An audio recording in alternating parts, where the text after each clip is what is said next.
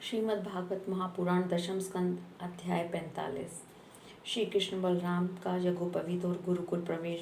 श्री सुखदेव जी कहते हैं, परीक्षित, भगवान श्री कृष्ण ने देखा कि माता पिता तो मेरे ऐश्वर्य का, मेरे भगवत भाव का ज्ञान हो गया है, परंतु इन्हें ऐसा ज्ञान होना ठीक नहीं। ऐसा सोचकर उन्होंने उन पर अपनी वह योग माया फैला दी जो उनके सब जनों को मुग्ध रखकर उनकी लीला में सहायक होती है। यदुवंश शिरोमणि भगवान श्री कृष्ण बड़े भाई बलराम जी के साथ अपने माँ बाप के पास जाकर आदर पूर्वक और विनय से झुककर मेरी अम्मा, मेरे पिताजी, इन शब्दों से उन्हें प्रसन्न करते हुए कहने लगे, पिताजी, माताजी, हम आपके पुत्र हैं। आप हमारे लिए सर्वदा उत्कंठित रहे हैं, फिर भी आप हमारे बाल्य, पौगंड और किशोर अवस्था का सुख हमसे नहीं पा सके। दुर्दैववश हम लोगों को आपके पास रहने का सौभाग्य ही नहीं मिला। इसी से बालकों को माता पिता के घर में रहकर जो लाड प्यार का सुख मिलता है वह हमें नहीं मिल सका।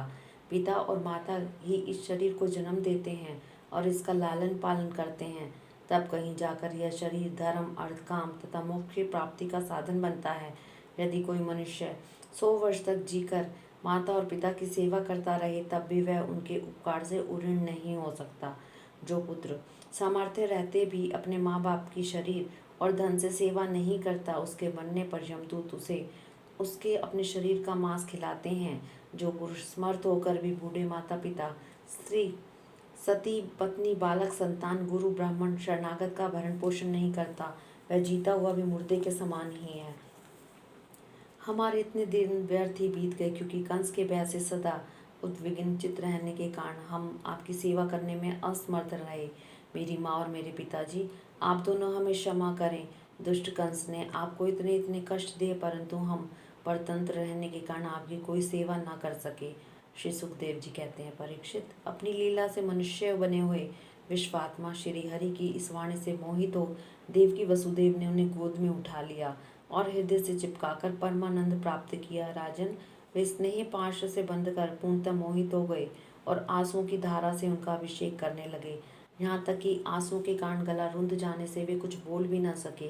देवकी नंदन भगवान श्री कृष्ण ने इस प्रकार अपने माता पिता को सांत्वना देकर अपने नाना उग्रसेन को यदुवंशिया का राजा बना दिया और उनसे कहा, महाराज, हम आपकी प्रजा हैं, आप हम लोगों पर शासन कीजिए। राजा ययाति का शाप होने के कारण यदुवंशी राज सिंहासन पर नहीं बैठ सकते।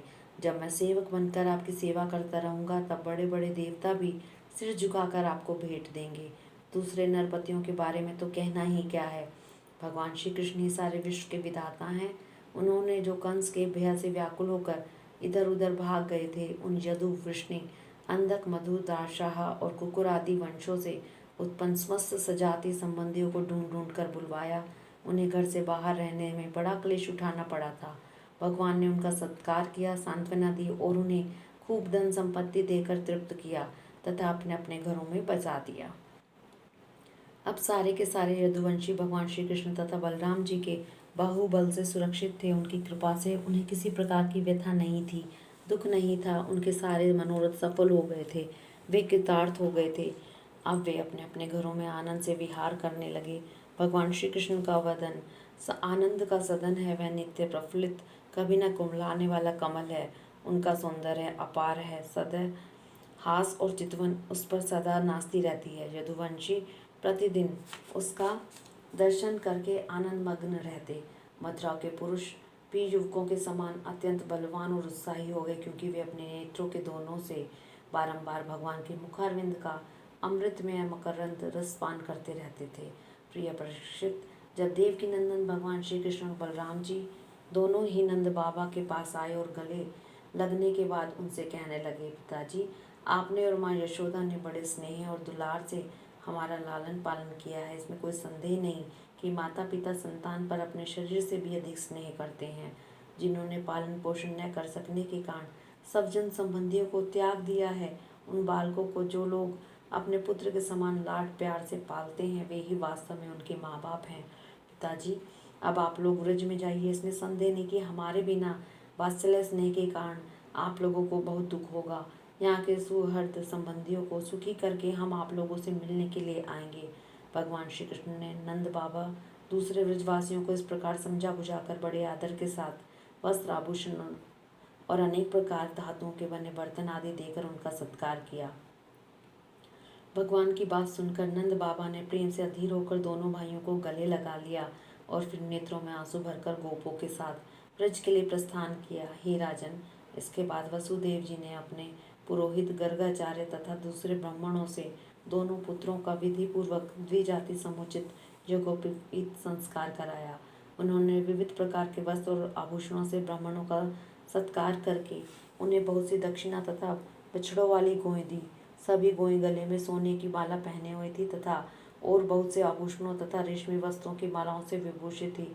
महामती वसुदेव जी ने भगवान श्री कृष्ण और बलराम जी के जन्म नक्षत्र में जितनी गोएं मन ही मन संकल्प करके दी थी, उन्हें पहले कंस ने अन्याय से छीन लिया था। अब उनका स्मरण करके उन्होंने ब्राह्मणों को वे फिर से दी। इस प्रकार यदुवंश के आचार्य गर्गा जी ने संस्कार कराकर बलराम जी और भगवान श्री कृष्ण द्विजत्व को प्राप्त हुए। उनका ब्रह्मचार्य व्रत अखंड तो था ही, उन्होंने गायत्री पूर्वक अध्ययन करने के लिए उसे नियमतः स्वीकार किया। श्री कृष्ण और बलराम जगत के एकमात्र स्वामी हैं, सर्वज्ञ हैं, सभी विद्याएं उन्हीं से निकली हैं। उनका निर्मल ज्ञान स्वतः सिद्ध है, फिर भी उन्होंने मनुष्य किसी लीला करके उसे छिपा रखा था। अब वे दोनों गुरुकुल में निवास करने की इच्छा से काश्यप गोत्री सांदीपनी मुनि के पास गए, जो अवंतीपुर में रहते थे। दोनों भाई विधिपूर्वक गुरु जी के पास रहने लगे। उस समय वे बड़े ही सुसंयत, अपने चेष्टाओं को स्वतः नियमित रखे हुए थे। गुरु जी ने तो उनका आदर किया ही था। भगवान श्री कृष्ण और बलराम जी भी गुरु की उत्तम सेवा कैसे करनी चाहिए इसका आदर्श लोगों के सामने रखते हुए बड़ी भक्ति से इष्ट देव के समान उनकी सेवा करने लगे। गुरुवर सांदीपनी जी ने उनकी शुद्ध भाव से युक्त सेवा से बहुत प्रसन्न हुए। उन्होंने दोनों भाइयों को 6 अंगों और उपनिषदों के सहित संपूर्ण वेदों की शिक्षा दी। इनके सिवा मंत्र और देवताओं के ज्ञान के साथ धनुर्वेद, मनुस्मृति आदि धर्मशास्त्र, मीमांसा आदि वेदों को तात्पर्य बतलाने वाले शास्त्र, तर्क विद्या आदि की भी शिक्षा दी। साथ ही संधि, विग्रह, यान, आसन, द्वेद और आश्रय, इन 6 भेदों से युक्त राजनीति का भी अध्ययन कराया। परीक्षित, भगवान श्री कृष्ण और बलराम सारी विद्याओं के प्रवर्तक हैं। इस समय केवल श्रेष्ठ मनुष्य का सा व्यवहार करते हुए ही वे अध्ययन कर रहे थे। उन्होंने गुरु जी के केवल एक बार कहने मात्र से सारी विद्याएं सीख ली। केवल 64 दिन रात में ही संयमी शिरोमणि दोनों भाइयों ने 64 कलाओं का ज्ञान प्राप्त कर लिया। इस प्रकार अध्ययन समाप्त होने पर उन्होंने सांदीपनी मुनि से प्रार्थना की कि आपकी जो इच्छा हो गुरु दक्षिणा मांग लो। महाराज सांदीपनी मुनि ने उनकी अद्भुत महिमा और अलौकिक बुद्धि का अनुभव कर लिया था, इसलिए उन्होंने अपनी पत्नी से सलाह करके यह गुरु दक्षिणा मांगी कि प्रभास क्षेत्र में हमारा बालक समुद्र में डूबकर मर गया था, उसे तुम लोग ला दो। बलराम जी और श्री कृष्ण जी का पराक्रम अनंत था, दोनों ही महारथी थे। उन्होंने बहुत अच्छा कहकर गुरु जी की आज्ञा स्वीकार की और रथ पर सवार होकर प्रभास क्षेत्र में गए। वे समुद्र तट पर जाकर क्षण भर बैठे रहे। उस समय यह जानकर कि वे साक्षात परमेश्वर हैं, अनेक प्रकार की पूजा सामग्री लेकर समुद्र उनके सामने उपस्थित हुआ। भगवान ने समुद्र से कहा, समुद्र, तुम यहाँ अपनी बड़ी बड़ी तरंगों से हमारे जिस गुरुपुत्र को बाहर ले आए थे उसे लाकर शीघ्र हमें दो। मनुष्य वेशधारी समुद्र ने कहा, देव अधिदेव श्री कृष्ण, मैंने उन बालकों को नहीं लिया है। मेरे जल में पंचजन नाम का एक बड़ा भारी दैत्य जाति का असुर शंख के रूप में रहता है। अवश्य ही उसी ने तुम्हारा वह बालक चुरा लिया होगा। समुद्र की बात सुनकर भगवान तुरंत ही जल में जा घुसे और शंखासुर को मार डाला, परंतु वह बालक उसके पेट में नहीं मिला। तब उसके शरीर का शंख लेकर भगवान रथ पर चले आए। वहां से बलराम जी के साथ श्री कृष्ण ने यमराज की प्रियपुरी संयमी में जाकर अपना शंख बजाया। शंख का शब्द सुनकर सारी प्रजा का शासन करने वाले यमराज ने उनका स्वागत किया और भक्ति भाव से भरकर विधि पूर्वक उनकी बहुत बड़ी पूजा की।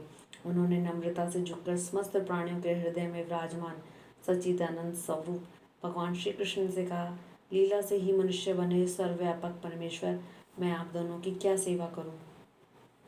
श्री भगवान ने कहा, यमराज, यहाँ अपने कर्म बंधन के अनुसार मेरा गुरुपुत्र लाया गया है। तुम मेरी आज्ञा स्वीकार करो और उसके कर्म पर ध्यान न देकर उसे मेरे पास ले आओ। यमराज ने जो आज्ञा कहकर भगवान का आदेश स्वीकार किया और उनका गुरुपुत्र ला दिया। तब यदुवंश शिरोमणि भगवान श्री कृष्ण और बलराम जी उस बालक को लेकर उज्जैन लौट आए और उसे अपने गुरुदेव को सौंपकर कहा कि आप और जो कुछ चाहे मांग लें। गुरुजी ने कहा, बेटा तुम दोनों ने भली भांति गुरु दक्षिणा दी, अब और क्या चाहिए। जो तुम्हारे जैसे पुरुषोत्तमों का गुरु है उनका कौन सा मनोरथ अपूर्ण रह जाता है। वीरो, अब तुम दोनों अपने घर जाओ, तुम्हें लोगों को पवित्र करने वाली कीर्ति प्राप्त हो। तुम्हारी पढ़ी हुई विद्या इस लोक और परलोक में सदा नवीन बनी रहे, कभी विस्मृत न हो। बेटा परीक्षित फिर गुरुजी से आज्ञा लेकर वायु के समान वेग और मेघ के समान शब्द वाले रथ पर सवार होकर दोनों भाई मथुरा लौट आए। मथुरा की प्रजा बहुत दिनों तक श्री कृष्ण और बलराम जी को न देखने से अत्यंत दुखी हो रही थी। अब उन्हें आया हुआ देख सब के सब परमानंद में मग्न हो गए, मानो खोया हुआ धन मिल गया हो। हरिओम तत्सत।